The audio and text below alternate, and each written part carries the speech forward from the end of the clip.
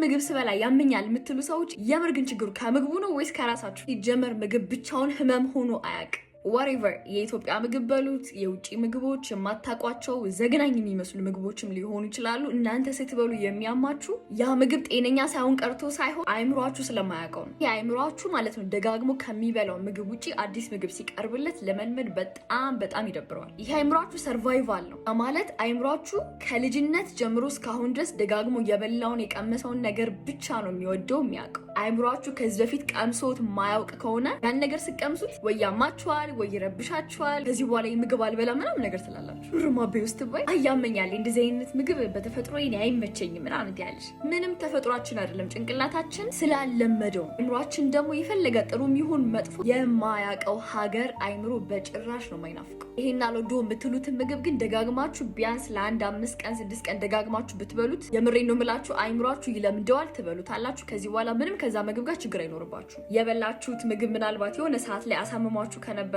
አይምሯችሁ ምን ብሎ ይወስዷል መሰላችሁ? ያን ጊዜ እኮ ያን ምግብ በልተሽ ምናምን ነገር ታመሻል እኮ አሁን ድጋሚ ልትበይ ነው እንዴ? ኧረ ከዚህ በኋላማ ይሄን ምግብ ብትቀምሹ በቃ ታመምሽ፣ ያምሻል፣ አለቀልሽ ምናምን ብሎ የሌለ ሰበብ ምክንያት ምናምን ነገር ሰጥቶ ያንን ምግብ ስትበይ እንዲያምሽ ነው የሚያደርገው። ሆዳችን ከመታመሙ በፊት መጀመሪያ የሚታመመው ጭንቅላት። ለዚህ ወደ ሆዳችሁ ከመሄዳችሁ በፊት ጭንቅላታችሁ ውስጥ ያለውን እምነት በመቀየር ብቻ ውስጣችሁ የሚሰማችሁን ስሜት በሙሉ ሺፍት ማድረግ ትችላላችሁ። እኔን ፎሎ እያደረጋችሁ